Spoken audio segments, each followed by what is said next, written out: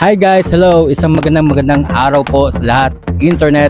Ako nga pala po si Chris Magatas para po sa aking podcast interview. Well, mga boss, meron po akong i-interviewin isang mahalagang tao or special na tao para sa akin. Well, natagpuan ko pong aking kaibigan na to para po in the future sa aming vlog. Well, eto na po, interviewin po natin. Hello, Mr. Rosel Lamorin or aka Kaloy. Yan po. Kamusta pong buhay-buhay? Okay lang po. Gusto ko pangarap pero tulungan nila ako. Tapos wala akong trabaho.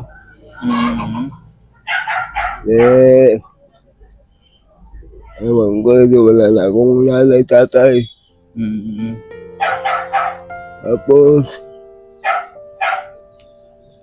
hirapan ako magtatahi, tabatos. Nag-araw, dalawa lang mong tahi. Tapos,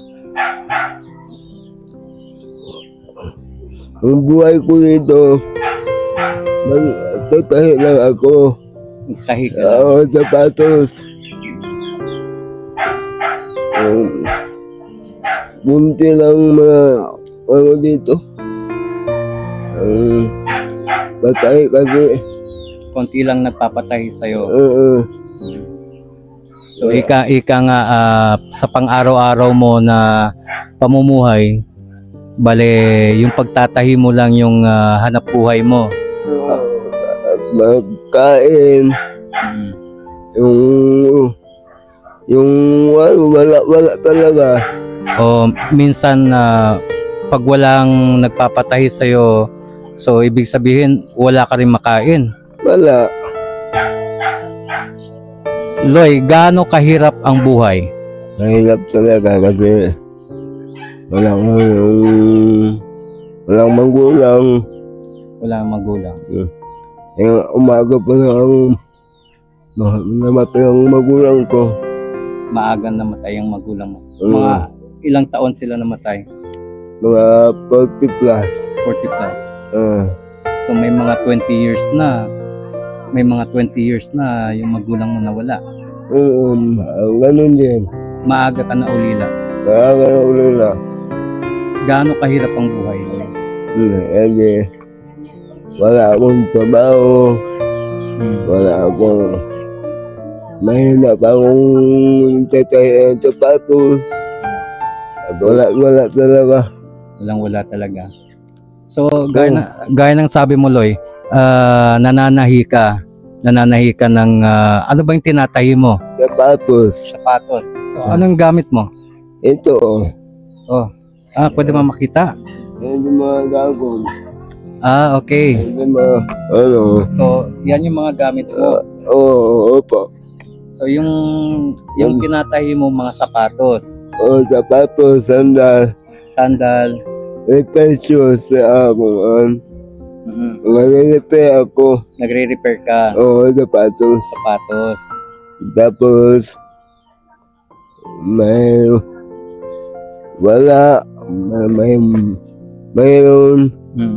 isang simana siguro.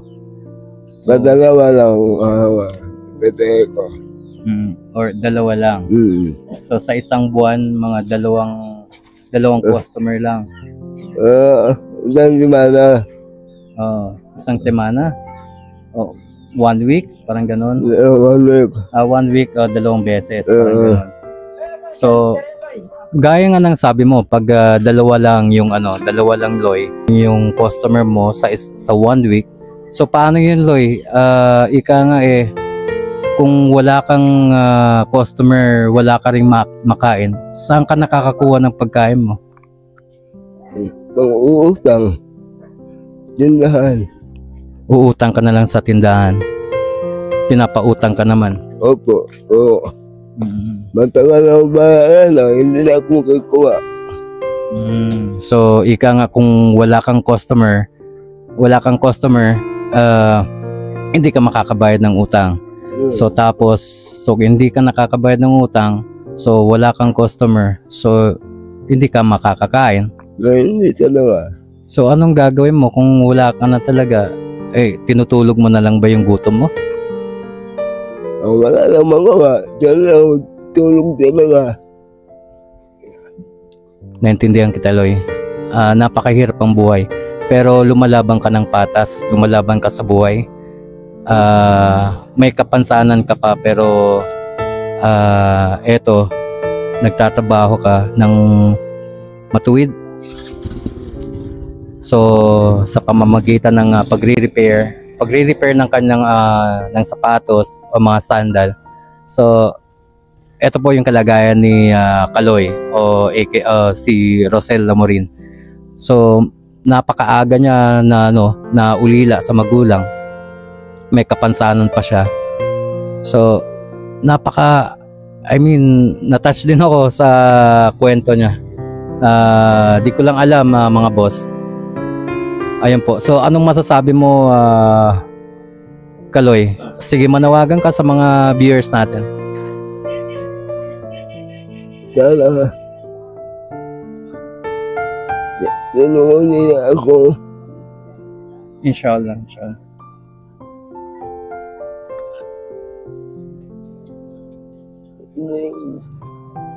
Hindi kaya.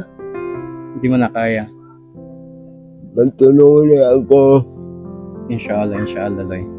Matulungan ka ng ating mga viewers sa mga nanonood sa possible na makakapanood sa atin. So, meron din mga viewers natin na nasa ibang bansa. So, malay mo, Loy, makatulong sila sa'yo. Don't worry, kasi tutulong din ako sa abot ng aking makakaya. Loy, so ngayon, dahil nga kinausap mo ako nung isang araw, Kuya Chris, tulungan mo ako. Opo, tutulungan kita. Mag-ano tayo? Sabi niya kasi sa akin mga boss, tulungan ko daw siya gumawa ng content. Gusto niya daw maging vlogger. Sabi ko, sure, why not? Kahit sino pwede naman maging vlogger. Yes, pwede maging content. Why not? Wala pong nagbabawal dyan. Yes, wala pong nagbabawal na maging content creator, maging vlogger. Yes, that's right. So, bakit natin pipigilan ang isang taong nangangarap na maging content creator, maging vlogger? Well, isa na rin po ako sa possible na tutulong sa'yo, Loy, inshallah. So, in the future po, si Kaloy, magiging ka-team ko na siya sa Team Magatas po. So, soon or in the future, may gagawin akong mga content. So, sali ko po si Boss Kaloy. So, napakabait na bata na to. Actually, hindi na siya bata. Sing edad lang ata kami. Ilang taong ka na, Loy? 47. 47. O, tingnan nyo. Mas matanda pa siya sa akin. Ako, 42 na ako mga boss. 42 na ako. So, 47 na si Kaloy. So, yun yung hirap sa buhay. So, ano, Loy, ang masasabi mo?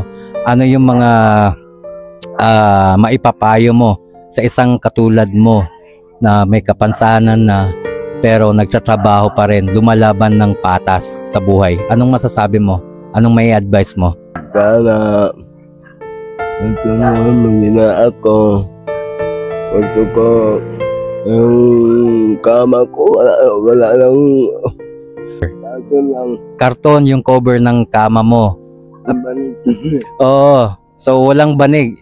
Pero kutsyon naman, foam naman yung kama mo. Ha? Wala. So ano yung hinihigaan mo? Yung karton lang. Yung karton lang. Umihiga ka lang sa karton. Oo, karton lang talaga kasi mahirap na ako eh. Naintindihan natin, Loy, kasi syempre may kapansanan ka, pero gaya nga ng sabi ko, lumalaban ka ng patas. Laban lang. Laban lang. So yan yung advice mo para sa mga kagaya mo na nanonood ngayon. Laban lang. Laban lang po. Ang dasal, tapos maghanap buhay. maghanap ng buhay para magkakain. para makakain. Yun po yung paliwanag or istorya ng buhay ni Boss Kaloy. So marami na siyang naibanggit. So hopefully sa mga viewers natin, well, itong video na to, itong podcast na to, actually hindi ko po inasahan yung kwento na to ni Boss Kaloy. Hindi ko in-expect na ganito yung istorya niya. Well, yung purpose ko lang is gumawa lang kami ng kwento-kwento, pero ayun, hindi niya napigilan yung totoong nararamdaman niya o yung totoong nasa puso niya. So ako, hindi nyo lang alam boss kung gaano ako ka-sad na malaman sa kwento niya. So yun lang po, maraming salamat Boss Kaloy. Ngayon isa ka na sa Magatas or Team Magatas. So sa aking bubuuhing grupo, well, abangan nyo po si Andrew Moreno. Yan po, si Andrew Moreno. Okay, Loy, anong masasabi mo sa ating mga viewers? Magpasalamat muna tayo. Salamat po sa mga viewers natin. Salamat po. Salamat po. Salamat yung video namin. Maisil-sil ninyo. Ipalo mo ako. Ipalo nyo kami. Ipalo mo kami. Yes. Tapos, salamat talaga. Sana tutulungan mo kami. Kasi, maghanap ng trabaho, wala akong magtrabaho. Hindi ko matanggap. Walang tumatanggap kasi nga may kapansanan tayo. Sana tulungan ka nila. Salamat talaga. Yung video ko, isa-isa mo na. Opo. Pang good vibes lang, di ba? Good vibes. Pang good vibes lang. Oh. Salamat po, laban lang. Laban lang. Ano, Pilipinas o laban lang, Loy? Ha? Oy, may sikat ka na, may mga fans ka na dito sa Margarita. Oh, sabi mo sa mga Margarita, no? Salamat mga taga Margarita. Salamat mga Margarita, mga idol. O mga idol. Hindi mo lang yung video ko. Oh, so i-share nyo lang yung mga videos namin na ginagawa. So yun lang guys, gumagabi na. Thank you so much for viewing or for watching. Well, ito pa rin po ang Magatas Team. Bye-bye! Bye! Laban lang!